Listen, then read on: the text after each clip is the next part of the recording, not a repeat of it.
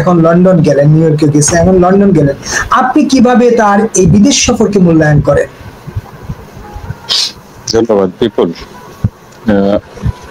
একজন রাষ্ট্রপ্রধানের বা সরকার প্রধানের বিদেশ সফর এটি হচ্ছে প্রোটোকলের ভেতরে তৈরি হয়।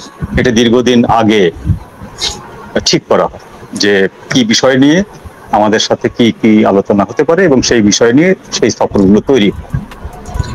তো প্রফেসর মোহাম্মদ ইউনূস গত 10 মাসে যে এটা হলো 11তম সফর তার, এই 11টি সফরের আগে 10টি সফর করেছেন। কোনো একটি সফরও কিন্তু সরকার প্রধানের সঙ্গে দ্বিপাক্ষিক কোনো সফর ছিল না। অর্থাৎ ইটালির সরকার প্রধান, বাংলাদেশের সরকার প্রধান, একটি রাজনৈতিক সফর হচ্ছে, রাজনৈতিক বৈঠক হচ্ছে, ব্যাপারটা এরকম না। বা জাপানে যে সফরটি করলেন তিনি, সেটাও জাপান সরকারের কোনো সফর ছিল না, যা জাপান সরকারের কোনো আমন্ত্রণ ছিল। চীনে যে সফরটি করেছিলেন সেইটি হচ্ছে কিছু মীমাংসিত বিষয় বাংলাদেশের সাথে চীনের, যে বিষয়গুলো অনেক আগে চুক্তি হয়ে আছে, সেই চুক্তিগুলোকে অর্থাৎ রিমাইন্ডার দেওয়ার মতো না। অর্থাৎ এই চুক্তিগুলো 23 সালে বা 22 সালে হয়ে আছে, সেই চুক্তিগুলোকে নবায়ন করা বা নতুন করে তৈরি করার মতন একটা ব্যাপার, সেটাও উনি প্রকাশ করেছেন। এখন ঘটনাটা হলো যে একজন রাষ্ট্রপ্রধান বা একজন সরকার প্রধান এবং একজন প্রতিষ্ঠান প্রধান, এই দুটোর ভিতরে কিন্তু আকাশ পাতাল ব্যবধান আছে। সেই জিনিসটি ডক্টর ইউনূস বারবার প্রমাণ করে দিচ্ছেন যে তিনি আসলে সরকার প্রধান হওয়ার যে প্রোটোকল গুলো পড়ে, যে সিস্টেম গুলো পড়ে, সেই সিস্টেমের মধ্যে উনি নাই। উনি একটি প্রতিষ্ঠান প্রধান হিসাবে সারা বিশ্ব ঘুরে বেরিয়েছেন, একাধিক প্রতিষ্ঠানের কাছ থেকে উনি পুরস্কার নিয়েছেন। সেই যে বিষয়গুলো, সেই বিষয়গুলো উনি এখনো কন্টিনিউ করে যাচ্ছেন রাষ্ট্রপ্রধান হিসাবে, সরকার প্রধান হিসাবে। তো এই সরকারকে যারা যারা যেখানে যেখানে উনি যাচ্ছেন, তারা কিন্তু কেউ আমন্ত্রণ জানাচ্ছেন। এই যে এখন যেটা বলা হচ্ছে যে রাজা চার্লসের একটি পুরস্কার, কিন্তু এখন পর্যন্ত যতটুকু আমি জানি সেই পুরস্কারের যে লিস্ট, সেই লিস্টের ভিতরে প্রফেসর ইউনূসের নাম নেই। তো হতে পারে যে ওই পুরস্কার না অন্য কোনো পুরস্কার তাকে দেওয়া হবে, হতে পারে সেটা। কিন্তু ব্রিটিশ প্রধানমন্ত্রী স্টারমার, তার সাথেও কিন্তু প্রফেসর ইউনূসের বৈঠকে বসার কোনো প্রোটোকল নেই, যোগাযোগ যন্ত্র নেই।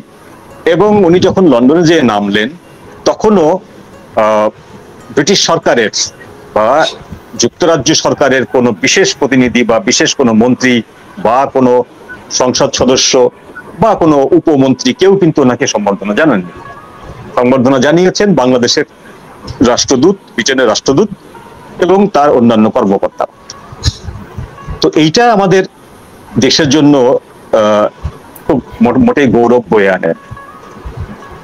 আমরা আমাদের দেশ থেকে যদি, আমাদের দেশের একজন সরকার প্রধান যদি 1 বছরও কোথাও না যান, সেটি অন্য বিষয়। কিন্তু বছরে 10 মাসে তিনি 11টি সফর দিচ্ছেন। এই 11টি সফরের কোনো একটি সফরে দ্বিপাক্ষিক সফর না, অর্থাৎ রাজনৈতিক কোনো সফর না, সম্পূর্ণ ব্যক্তিগত বা কোনো কোম্পানির আমন্ত্রণ বা কোনো প্রতিষ্ঠানের আমন্ত্রণ। সেই আমন্ত্রণ গ্রহণ করার পাশাপাশি তিনি সরকারের কোনো একজন মন্ত্রী বা কোনো একজন পরিচিত লোকের সাথে বৈঠক করছেন। জাপানে যে কাজটি করলেন তিনি, যে জাপান আমাদের বাংলাদেশ থেকে লোক নেবে, এরকম একটি প্রতিষ্ঠানের সাথে উনি চুক্তিবদ্ধ হলেন। সেই প্রতিষ্ঠানটি কমপ্লিটলি হচ্ছে একটি ম্যান পাওয়ার অর্গানাইজেশন। একটা ম্যান পাওয়ার অর্গানাইজেশনের সাথে চুক্তি করে যদি বলা হয় যে বাংলাদেশ রাষ্ট্রীয়ভাবে জাপানে এতগুলো লোক পাঠাবে বছরে, এটা হলো সত্যির অপলাপ। আমি ম্যান পাওয়ারের সঙ্গে যে কোনো লোক, বাংলাদেশের সরকারের যে কোনো লোক বিদেশি জাপানে বা চীনে বা আমেরিকাতে বা ইউএসএ বা ইউকেতে ম্যান পাওয়ারের আদান প্রদান নিয়ে চুক্তি করতে পারে, সেটা সরকার প্রধানের না, সেটা ওই দেশের একটি কোম্পানি বাংলাদেশ থেকে সস্তায় শ্রমিক যাচ্ছে এবং সেই শ্রমিকটা হচ্ছে ট্রেন্ড শ্রমিক, অর্থাৎ পেশাদার শ্রমিক। তো এখন যেটা হচ্ছে যে আপনার প্রশ্ন যেটা, ইউকেতে উনি কি পাবেন, ইউকেতে উনি কিছুই পাবেন। ইউকেতে যদি ওই চীনের মতন বলা হয় যে আমাকে $1 বিলিয়ন দিতে হবে, চীন যেমন প্রতিশ্রুতি দিয়েছিল 1 মিলিয়ন দেবে, কোনো কিছুই কিন্তু দেয়নি।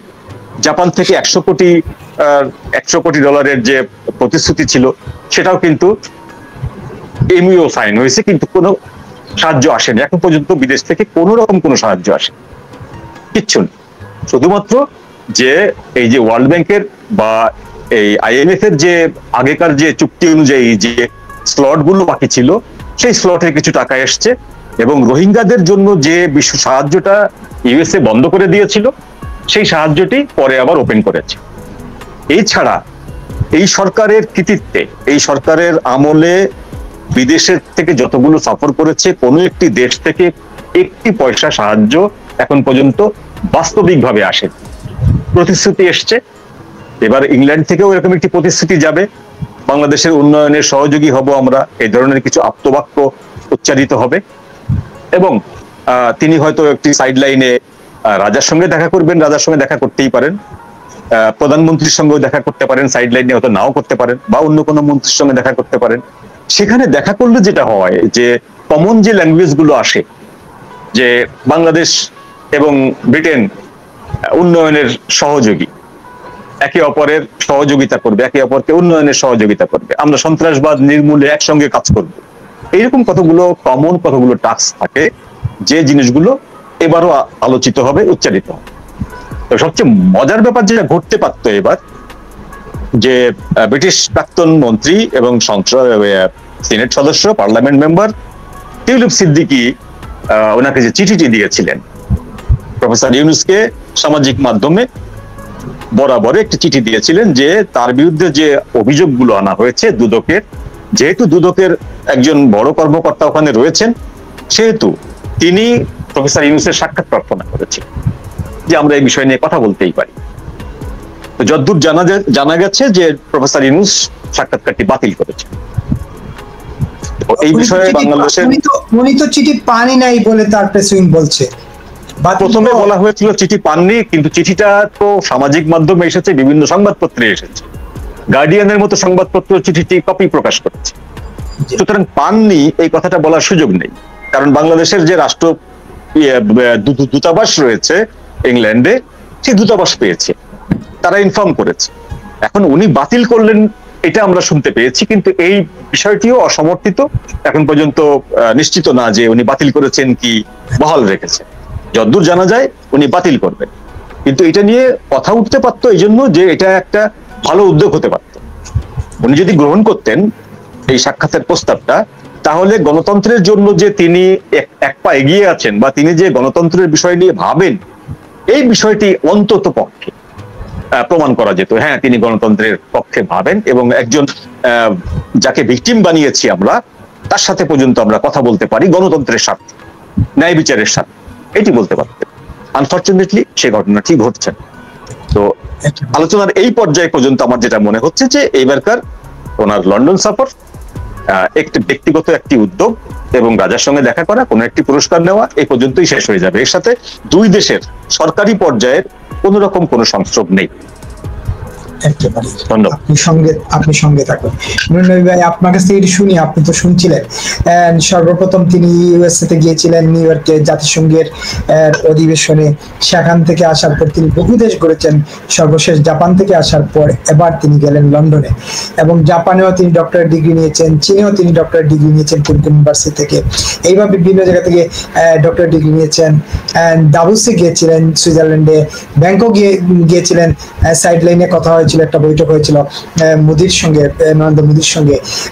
সেখান থেকে আসলে আশানুরূপ আমরা কোনো কিছু পাইনি। মোদির সঙ্গে বৈঠকের পর আমরা দেখলাম ভারতের সঙ্গে আমাদের সম্পর্ক আরো অবনতি হচ্ছে। মোদি সাহেব যদিও উন্নতির একটা আভাস দিয়েছিলেন, পরবর্তীতে তার প্রেস সচিবের বক্তব্যের প্রেক্ষিতে পরিস্থিতি নেতিবাচক হয়েছে। এখন এই ইংল্যান্ড সফর একদম পরিষ্কার করে যেটা বলছিলেন যে ভাই, মঞ্জু ভাই যেটা বলছিলেন যে এটা কোনো রাষ্ট্রীয় সফর না, আমরা জানি কোনো রাষ্ট্রীয় সফর না। এই সফরগুলো রাষ্ট্রীয় সফরের পর্যায়ে নিয়ে যাওয়ার একটা চেষ্টা, যেহেতু পররাষ্ট্র মন্ত্রণালয়ের ভারপ্রাপ্ত সচিব রুহুল আমিন সাহেব বারবার বলার চেষ্টা করছেন প্রোগ্রাম আমরা শিডিউল জানিয়ে দিব, কারণ লন্ডন পৌঁছার পরও শিডিউল ঠিক মতো পাওয়া যাচ্ছিল না, কিছু কিছু শিডিউল পাওয়া গেল লন্ডন পৌঁছার পরে, কারণ রাষ্ট্রীয় সফর হলে তো এটা আগে থেকে এই দ্বিপাক্ষিক আলোচনা ইয়ে থাকে। আপনি কিভাবে দেখছেন তার এই সফরটাকে? প্রথমে আপনাকে ধন্যবাদ আমাকে এই অনুষ্ঠানে সম্পৃক্ত করার জন্য। মঞ্জুরুল হক সাহেব খুবই সুন্দরভাবে বলেছেন এই লন্ডন সফরে কি পাওয়া যাবে। এর আগেও যতগুলা সফর করেছেন সবগুলাতে আমাদের অর্জন হলো শূন্য, এটা স্পষ্ট, উনি ভালোভাবে উল্লেখ করেছেন। তো এটা কেন হচ্ছে, তার কারণটা হলো এই ইউনূসের সরকার বা যে ষড়যন্ত্রের মাধ্যমে ক্ষমতায় এসেছে এদের ভিত্তিটাই হলো মিথ্যাচার। মিথ্যাচার মানে কি বলবো,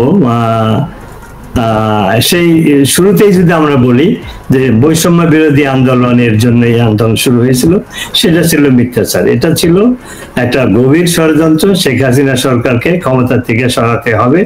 তার জন্য 15 বছর যাবৎ বিভিন্ন ষড়যন্ত্র তারা করেছে, ফেল হয়েছিল। শেষে যেটা করেছে সেটা হলো কোটি কোটি টাকা খরচ করে এটার অ্যাসাসিন বা টোকাই হায়ার করে এই বিপ্লবের তথাকথিত বিপ্লব ঘটিয়েছিল। এই ষড়যন্ত্রের পিছনে ডোনাল্ড ট্রাম্প বলেছে যে ইউএসএইড এর একটা এজেন্সি, মানে আমেরিকার একটা এজেন্সি থেকেই $29 মিলিয়ন বাংলাদেশে সরাসরি গিয়েছে, আর $21 মিলিয়ন ভারতের মাধ্যমে গিয়েছে, অর্থাৎ $50 মিলিয়ন একটা এজেন্সিতে গিয়েছে। এছাড়া ডিপ স্টেট রয়েছিল, ইউরোপিয়ান কান্ট্রি রয়েছে, আইএসআই রয়েছে, পাকিস্তানি এজেন্সি আইএসআই রয়েছে, আমরা এখন শুনতে পাচ্ছি কাতার এবং টার্কিও ইনভলভ। তো এই যে কোটি কোটি কোটি কোটি টাকা গিয়েছে, যে 1 লক্ষ 1.5 লক্ষ লোক ওই দিন এসেছিল, এই টাকাগুলো যদি মাথা পিছু ভাগ করেন হাজার হাজার টাকা তারা পেয়েছে, এবং এই টাকার বিনিময়ে টোকাই এই স্টুডেন্ট এরা এই তথাকথিত সন্ত্রাস করে নাম দিয়েছে বিপ্লব। অর্থাৎ এরকম হাজার হাজার এক্সাম্পল দেওয়া যায় যে এই সরকারের ভিত্তিটাই হলো মিথ্যাচার। এবং ইউনূস যাকে ওয়েস্টার্ন কান্ট্রি বলতো যে শান্তির দূত, একজন মহান নেতা, এই 10 মাসে কি প্রমাণ করলেন যে উনি একজন মিথ্যাচারী, লায়ার, উনি একজন করাপ্ট পারসন। ক্ষমতা এসে প্রথম দিনেই 666 কোটি টাকা মাফ করে নিলেন। তারপরে তার যে কোম্পানি গ্রামীণ ব্যাংক 5 বছরে কোনো ট্যাক্স দিতে হবে না। এগুলো কি? এগুলো হলো করাপশন এবং ডকুমেন্টেড করাপশন। শেখ হাসিনার বিরুদ্ধে 15 বছরে কত করাপশনের কথা আমরা শুনেছি, কিন্তু এই 10 মাসে তো কোনো কিছু প্রমাণ করতে পারেনি। অথচ ইউনূস প্রথম দিনই এসেই ডকুমেন্টেড এবং লিগাল, মানে লিগাল না, কি বলবো, যে পাবলিকলি এই করাপশনটা সে করলো। তারপরে বলা হচ্ছে যে হিউম্যান রাইটস এর একজন সে প্রবক্তা, আসলে হিউম্যান রাইটস এর ভায়োলেটর। সে 3200 পুলিশকে হত্যা করেছে, তাদের বিচার বন্ধ করলো ইনডেমনিটি বিল বা অর্ডিন্যান্স জারি করে। এটা কি? এটা হিউম্যান রাইটস ভায়োলেশন। তারপরে মৌলবাদীদের যে উত্থান, সে নিজে স্বীকার করেছে যে স্টুডেন্টরা হলো তার নিয়োগদাতা। এই স্টুডেন্টরা কারা? এটা তো আমি স্টুডেন্টও বলি না, এরা সন্ত্রাসী। এই সমস্ত ছেলে পেলে তাদের জুতা কেনার পয়সা ছিল না, টিউশনি করে সংসার চলতো, তাদের এখন কোটি কোটি কোটি টাকার মালিক। Example of corruption. এবং এই যে সন্ত্রাসীদেরকে যে জেলখানা থেকে ছেড়ে দিল, যারা কনফিক্টেড মৌলবাদী সন্ত্রাসী, তাদেরকে ছেড়ে দিল। সে নিজেই বলেছে যে এই স্টুডেন্টরা হলো তার নিয়োগদাতা। এই স্টুডেন্ট কারা? সব জামাতের লোক, শিবিরের লোক। তো তার মানে এই নিউ ইয়র্ক টাইমসে হেডলাইন হয়েছিল যে তিনি বাংলাদেশে রিলিজিয়াস টেরোরিজমকে এনকারেজ করছেন, প্রমোট করছেন। তো এই সমস্ত ঘটনা যদি একটার পর আমরা অ্যানালাইসিস করি, সে একজন মিথ্যাচারী, তার রিজিম, সে নিজে মিথ্যা কথা বলে, তার রিজিম মিথ্যা কথা বলে, আর তার একজন ইডিয়েটকে হায়ার করেছে প্রেস সচিব হিসাবে। সে তো এমন সমস্ত স্টোরি মিথ্যাচার প্রচার করে, বিশেষ করে যেগুলো আমাদের নজরে আসে বিদেশ সফর সম্পর্কে, সেগুলো হাস্যকর। যে এরকম একটা ইররেসপন্সিবল মিথ্যাবাদী কিভাবে ইউনূসের প্রেস সচিব হতে পারে? তার মানে কি যে ওই প্রেস সচিব যা বলছে ইউনূসের সমর্থন করছে, অর্থাৎ ইউনূস একজন মিথ্যাবাদী। তো এই যে বিদেশ সম্পর্কে যে মিথ্যাচার গুলা করা হচ্ছে, এগুলা মানে ইন্টেনশনালি ম্যান মেড, এবং তারা এটা তাদের একটা গভীর ষড়যন্ত্রের অংশ। কাজেই এখান থেকে আমরা কোনো কিছুই আশা করতে পারবো না। এবং এই যে প্রতিটা সফর যিনি করেছেন, বিদেশ সফর, সবগুলোতে সরকারের ট্যাক্স পেয়ারের টাকা নষ্ট হয়েছে। 70-80 জন লোক যায় তার সাথে, যেমন এইবার তার সাথে এসেছে দুদকের চেয়ারম্যান। আমার জানা মতে দুদক হলো একটা ইন্ডিপেন্ডেন্ট অর্গানাইজেশন। আমার জানা মতে দুদকের চেয়ারম্যান কোন সরকার প্রধানের সঙ্গী হন নাই বিদেশ সফরে, তাকে নিয়ে এসেছে। তার কারণটা কি? অর্থাৎ সে যা ইচ্ছা তাই করছে, কারণ সে তো ইলেকটেড গভর্নমেন্ট না। আমরা এতদিন জানতাম সে অবৈধ সরকার, কিন্তু এখন জানি শুধু অবৈধ না, যে রেফারেন্সের ভিত্তিতে সে ক্ষমতা নিল, যে সুপ্রিম কোর্টের রেফারেন্সে তাকে এই সরকারি অ্যাপয়েন্টমেন্ট দেওয়া হয়েছে, শপথ নেওয়ার সুযোগ করে দেওয়া হয়েছে, সেটাও আমরা এখন জানি। যে ওই দিন চিফ জাস্টিস ওই সময়ে সে ক্যান্টনমেন্টে বন্দী ছিল সুরক্ষার জন্য, সে তো কোর্টেও যেতে পারেনি, সে তাদের ফুল বেঞ্চে মিটিংও করতে পারেনি। তাহলে সেটা আর একটা মিথ্যাচার।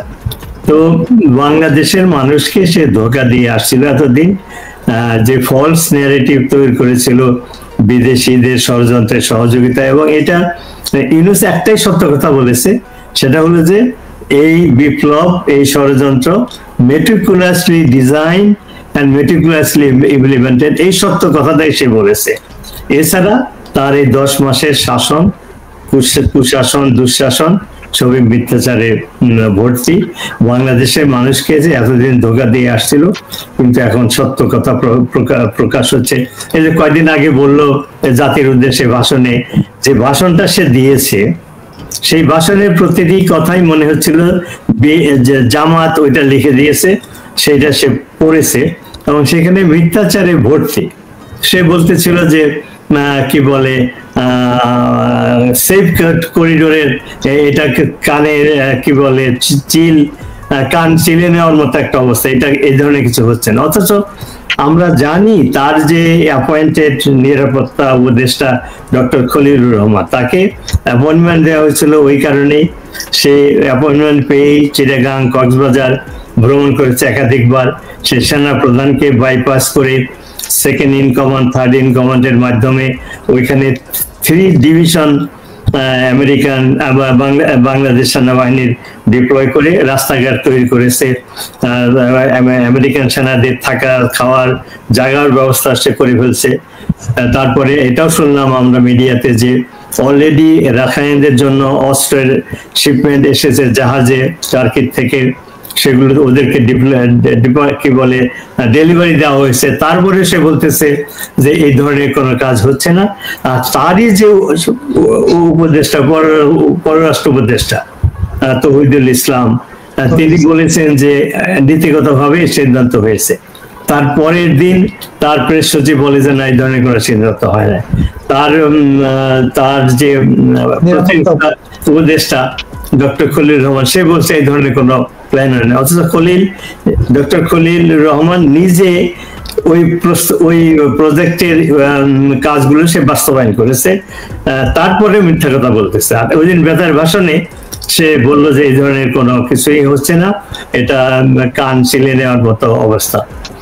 তো এই যে মিথ্যাচার, তার একটা বিষয়ে তার যে সে নিজে, তার 2-3 জন অ্যাডভাইজার 3 ধরনের কথা বলতেছে, তো কোনটা সত্য আমরা বিশ্বাস করব? তো সেই জন্য যেটা বলছিলাম যে নট অনলি দ্যাট, তার ওই বেতার ভাষণে যেটা সে বলেছিল, মিথ্যাচার তো করেছেই, কিন্তু তারপরে সে একটা দেশদ্রোহীর মতো একটা অপরাধ করেছে। সেটা কি? চিটাগাং পোর্ট দেওয়ার ব্যাপারে বিএনপি, জামাত, বিএনপি, আওয়ামী লীগ, এরা এই 2টা পার্টি মিলে অলমোস্ট 80% পপুলেশন রিপ্রেজেন্ট করে।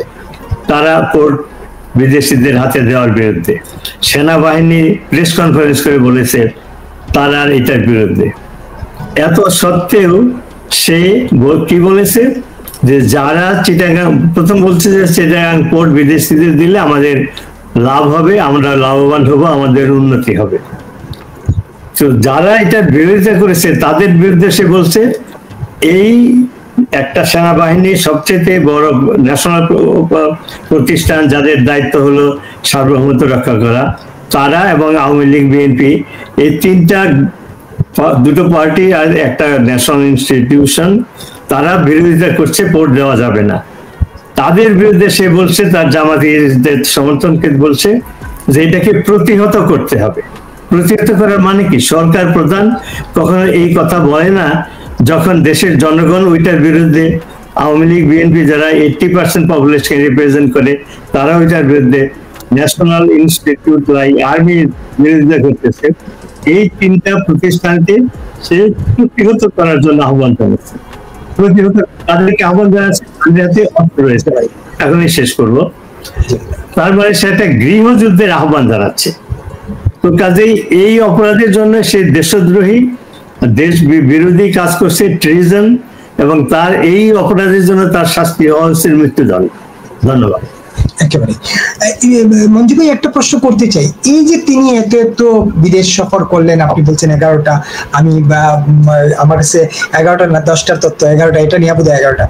এই যে বিদেশ সফর করলেন, এটা তো রাষ্ট্রীয় অর্থই যাচ্ছে, জনগণের ট্যাক্সের টাকাই যাচ্ছে।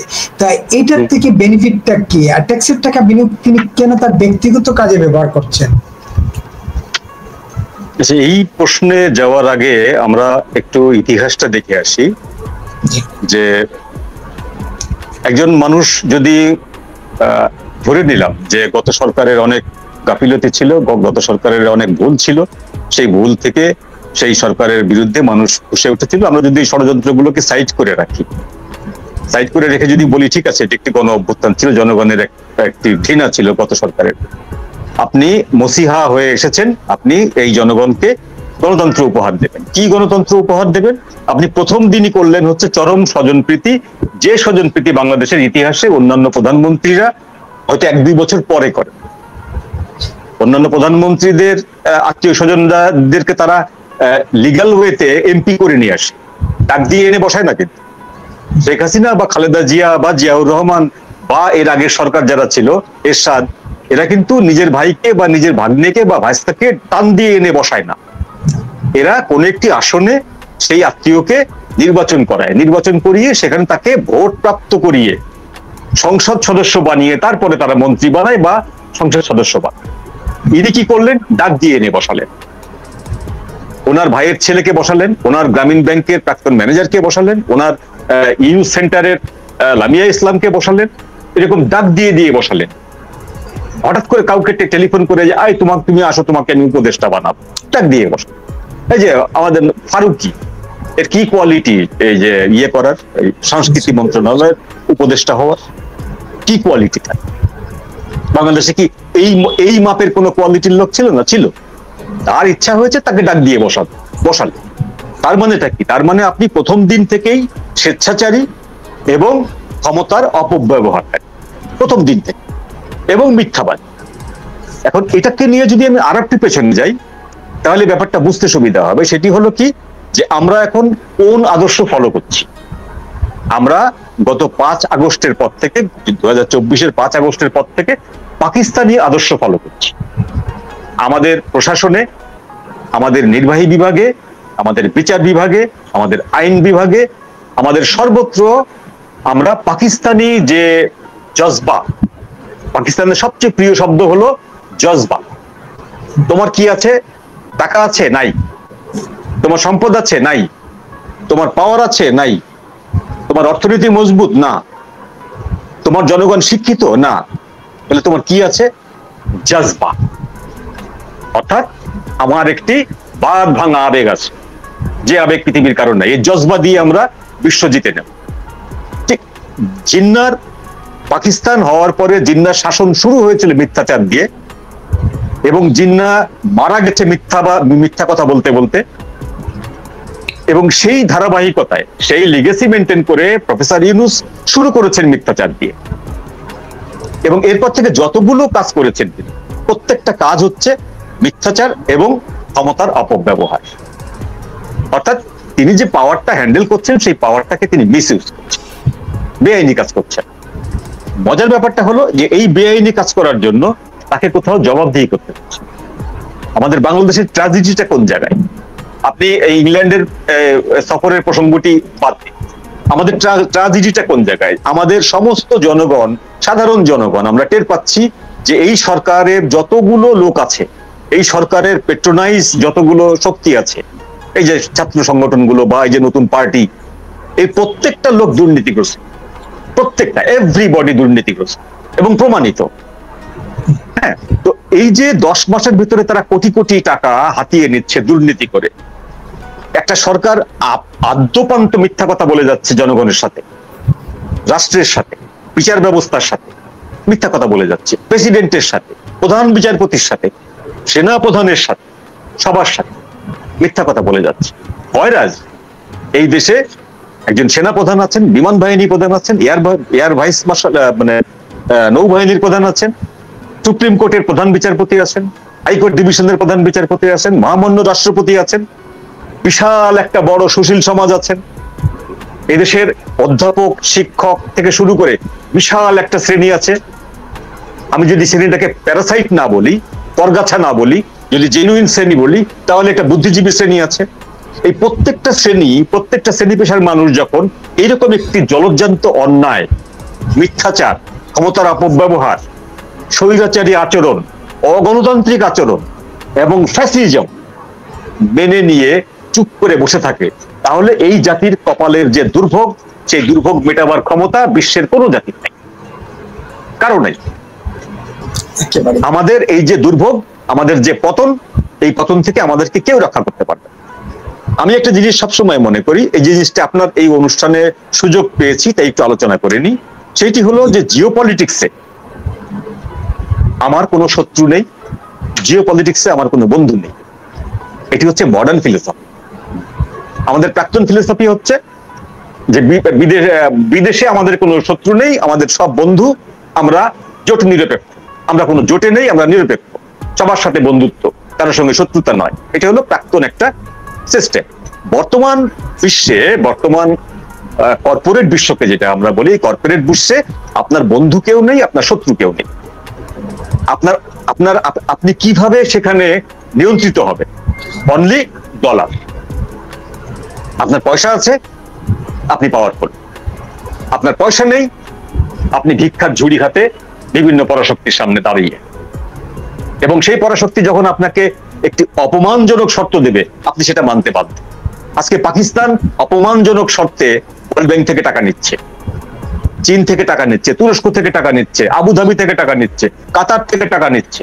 কোন জায়গা থেকে নিচ্ছে না? আত্মসম্মান খুইয়ে ইন্ডিয়াকে ঠেকান, আমাদেরকে বাঁচান। ঠিক সেই রকম অবস্থা, বাংলাদেশ আত্মসম্মান খুইয়ে টাকা দিচ্ছে। আত্মসম্মান খুইয়ে জাপানকে বলছে আমাদেরকে 100 কোটি টাকা দিতে হবে, চীনকে বলছে আমাদেরকে এত কোটি টাকা দিতে হবে। বাংলাদেশ ব্যাংক থেকে 600 কোটি টাকা লোন নিচ্ছে সরকার বেতন দেওয়ার জন্য। বাংলাদেশ ব্যাংকে খোকসা করে ফেলেছে, ডলার ছাপছে, কোনো টাকা ছাপছে, কোনো হিসাব নেই। যে পরিমাণ টাকা ছাপার কথা, সেই পরিমাণ সম্পদ গচ্ছিত থাকার কথা, সেটা নেই। তো সুতরাং এই যে টোটাল যে অ্যানার্কিটা হচ্ছে এই সরকারের যে ব্যবস্থাপনায়, আমি ওই নির্বাচন দিচ্ছে কি দিচ্ছে না ওই প্রসঙ্গে যাচ্ছি না, ওই বিষয়টি থাক, নির্বাচন থাক। একটা শাসন ব্যবস্থায় মিথ্যাচার, স্বৈরাচার, ফ্যাসিজম কায়েম করার পরে সেই দেশের হাজার হাজার শিক্ষিত মানুষ, বিবেক সম্পন্ন মানুষ, আন্তর্জাতিক খ্যাতি সম্পন্ন মানুষ যখন নীরবে এগুলো মেনে নেয়, এর থেকে বড় দুঃখজনক ঘটনা আর কোথাও নেই। এরকম ঘটনা বারবার ঘটতে থাকবে এবং আমাদের রাষ্ট্রের এইসব বড় বড় যারা ক্ষমতাধর আছেন তারা নীরবে এগুলো মেনে নেবেন এবং মাঝে মাঝে ওনার সঙ্গে দেখা করে হাসি খুশি একটা মত বিনিময় করে চা খেয়ে চলে আসবেন। জাতির কথা কি? তার মানে এই যে নিজস্ব বাংলাদেশের রাষ্ট্রীয় কোষাগার থেকে অর্থ ব্যয় করে বিদেশ সফর, তার কোনো ইতিবাচক কোনো দিক নেই, কিচ্ছু নেই। আপনি তো বলছেন যে কয় টাকা যায় সফরে, কয় টাকা যায় সফরে? খুব বেশি টাকা যাচ্ছে না, 80 জন লোক নিয়ে যাচ্ছেন, আমি ধরে নিলাম যে এটা কয়েকশো কোটি টাকা গেল, এটা খুব বড় টাকা না। কিন্তু এই যে অন্যায়গুলো করা হচ্ছে, এই যে অন্যায়গুলো করা হচ্ছে, বিদেশের সাথে আমাদের একটা মানে অসম্মানজনক চুক্তিগুলো করা হচ্ছে। আমাদের পোর্ট দিয়ে দেওয়া হচ্ছে, আমাদের মংলা পোর্ট দিয়ে দেওয়া হচ্ছে, আমাদের লালমনিরহাটের এয়ারবেস দিয়ে দেওয়া হচ্ছে, আমাদের টেকনাফ বিক্রি করে দেওয়া হচ্ছে, এই সেন্ট মার্টিন বিক্রি করে দেওয়া হচ্ছে। টেকনাফে ঘাঁটি হচ্ছে, এগুলো কি বিনা পয়সায় হচ্ছে? কোনোভাবেই না, একটাও বিনা পয়সায় হচ্ছে না, বা বন্ধুত্বের নিদর্শন স্বরূপ হচ্ছে না। এগুলো প্রত্যেকটার পেছনে কোটি কোটি ডলার আছে, প্রত্যেকটার পেছনে। এবং সেই ডলার কোন কোন জায়গায় যাচ্ছে, যেখানে যেখানে যাচ্ছে সেখানে সেখানে মুখ বন্ধ, যেখানে যেখানে যায়নি সেখানে সেখানে ভোকাল হচ্ছে মানুষ। আর আজকে ভোকাল হচ্ছে, কালকে মুখ বন্ধ হচ্ছে, বুঝবেন যে সেখানে ডলার পৌঁছে গেছে। তো এই টাকাগুলো হিসাব, এই টাকাগুলো কোত্থেকে আসছে? আমি আমার দেশে 1 ইঞ্চি জমি দিচ্ছি, বিনা পয়সায় দিচ্ছি না, সেই টাকাটা কোথায় যাচ্ছে, কে নিচ্ছে? এই যে টাকাগুলো, এই টাকাগুলো যে মিস ইউজ হচ্ছে, এই মিস ইউজটা একটা সফরের মিস ইউজের তুলনায় অনেক অনেক বেশি, অনেক বড়। এই জিনিসগুলোকে নিয়ে আমাদের মিডিয়া কোনদিন একটা নিউজ করেছে যে আমাদের এই পোর্টগুলো দেওয়া হলো কত টাকার বিনিময়ে, কন্ট্রাক্ট যে দেওয়া হচ্ছে কত টাকার বিনিময়ে, কত বছরের চুক্তি? কোন একটি মিডিয়া প্রশ্ন করেছে? উপায় নেই, প্রশ্ন করলে মিডিয়ার লোকের চাকরি থাকবে না, কালকে মিডিয়া বন্ধ হয়ে যাবে, পরশুদিন মিডিয়ার সামনে জিয়াফত করা হবে গরু জবাই দিয়ে। তো এনার্কি কাকে বলে, কত প্রকার ও কি কি, আমরা সরকারি ভাবে দেখছি। এখন 8 আগস্টের পরে এটি বেসরকারি ভাবে ছিল, এখন আমরা সরকারি ভাবে দেখছি। হোয়াট ইজ কল এনার্কি, নৈরাজ্যজনক রাষ্ট্র পরিচালনা কাকে বলে, কত প্রকার ও কি কি, বাঙালিকে অস্থি মজ্জায় বুঝিয়ে দেওয়া হচ্ছে। একটা প্রশ্ন ছোট করে করি, তারপর অন্যগুলোর কাছে যাবো। আমি একটা প্রশ্ন আপনাকে করতে চাই যে এই যে সরকার প্রধানের সঙ্গে, প্রধান উপদেষ্টার সঙ্গে একটি স্বতন্ত্র প্রতিষ্ঠান, স্বাধীন প্রতিষ্ঠান দুর্নীতি দমন কমিশনের চেয়ারম্যান গেলেন, এইটা কিভাবে দেখছেন? এটা আইনে আসলে আইন সিদ্ধ হয় কিনা, বা প্রধান উপদেষ্টার সঙ্গে, তিনি তো স্বতন্ত্র প্রতিষ্ঠানের চেয়ারম্যান। না, এটা এটা এটা বাইপাস করার রাস্তা আছে ওনাদের। আপনি যদি প্রশ্ন করেন তাহলে হয়তো বলবে ব্যক্তিগত সফর। দুর্নীতি দমন কমিশনের প্রধানকে আমি ব্যক্তিগত সফরে নিয়েছি, এটা কোনো প্রটোকল লাগে না। ব্যক্তিগত সফরে উনি ওনার পছন্দ মতো 100 লোক 50 লোক চয়েস করতেই পারেন। একেবারেই বিদেশ সফরের সাথে কোনো রকম কোনো সংযোগ নাই, ওই সফরের সাথে কোনো সংযোগ নেই, এরকম একজন লোককেও তিনি নিয়ে যেতে পারেন তার পছন্দের জন্য, ব্যক্তিগতভাবে। ওই যে রুগীরা যেমন তাদের অ্যাটেন্ডেন্স নিয়ে যায় না, অ্যাটেন্ডেন্স নিয়ে যাওয়ার সময় আত্মীয় স্বজনকে নেয়, আত্মীয় স্বজনকে না পেলে কাকে নেয়? লোক ভাড়া করে নেয়, নার্স ভাড়া করে নেয়। উনি ওনাকে নিয়ে গেছেন, দুদকের প্রধান হিসাবে ট্রিটমেন্ট করা হচ্ছে। কিন্তু যদি ওনাকে কেউ ধরে, প্রশ্ন করে, বিদেশি কোনো সাংবাদিক, আমাদের সাংবাদিকরা প্রশ্ন করবে না, এটা কনফার্ম। যদি বিদেশি সাংবাদিক প্রশ্ন করে যে একটি দুর্নীতি দমন কমিশনের প্রধানকে আপনি এখানে যে নিয়ে আসলেন, এটার পেছনে কারণটা কি বা প্রটোকলটা কি, তিনি কি প্রটোকল মেনটেন করেন, তিনি কি এই প্রটোকলের মধ্যে পড়েন, তখন উনি বলতে পারেন যে এটা আমার ওনাকে ব্যক্তিগতভাবে নিয়ে এসেছে। পৃথিবীর ইতিহাসে নেই যে একটি পুরস্কার গ্রহণ করার অনুষ্ঠান, আমি ধরে নিলাম এটা পুরস্কার গ্রহণ করার অনুষ্ঠান, এটি কোনো রাষ্ট্রীয় সফর না, একটি প্রাইজ রিসিভিং সেরিমনি। সেইখানে উনি ওনার ব্যক্তিগত বন্ধু নিতে পারেন, ওনার পিএস কে নিতে পারেন, ওনার এপিএস কে নিতে পারেন, কিন্তু দুর্নীতি দমন কমিশনের প্রধানকে নিয়ে যাওয়ার পেছনে নিশ্চয়ই কোনো কারণ আছে, এটি এমনি এমনি না। একেবারে একটু শুনি আপনার কাছ থেকে যে এই যে প্রাইজ বা ব্যক্তি হারমোনি অ্যাওয়ার্ড কিংবা এই সেই নানা অ্যাওয়ার্ড না ডক্টরেট ডিগ্রি আনার পর বাংলাদেশের কি লাভ হচ্ছে, আর এই জায়গা থেকে আসলে এখন পরিত্রাণের উপায় কি? পরিত্রাণের উপায় আছে, তার আগে ইউনুস সম্পর্কে আরেকটু বলে নেই। সেটা হলো এই লোকটার সারাটা জীবন হলো মিথ্যাচারে ভর্তি। গ্রামীণ ব্যাংকের প্রতিষ্ঠাতা বলে সে নিজেকে দাবি করে, he is not. There is documented evidence. Grameen Bank প্রতিষ্ঠা করেছিল সরকার, এগ্রিকালচারের ডিপার্টমেন্ট থেকে এরশাদের সময় এটা অর্ডিন্যান্স দিয়ে জারি করা হয়। তারপরে সেখানে সে চাকরি নেয় 6,000 টাকার বেতনে। সেই 6,000 টাকার বেতনে 1990-র দিকে বোধহয় সে এখন বিলিয়নস অফ ডলারের মালিক। ফ্রান্সে তার $2 billion, billion with B not M, $2 billion investment আছে। ইটালিতে আছে, আমেরিকায় আছে। আর এই বাংলাদেশে গত 10 মাসে যে সে টাকা মানে দুর্নীতি করে অর্জন করেছে, সবই তার ব্যক্তিগত। তার অর্জন যদি বলেন, অর্জন হলে ব্যক্তিগত টাকা পয়সা সে বানিয়েছে 10 মাসে। তাই 666 কোটি টাকার কথা বললাম, 5 বছরের ট্যাক্স দিতে সেটার কথা বললাম। সে জাপানে গিয়ে কি বলে মানব সম্পদের পাচারি বলেন আর এক্সপোর্টই বলেন, সেটার লাইসেন্স নিয়েছে, একটা ইউনিভার্সিটি নিয়েছে।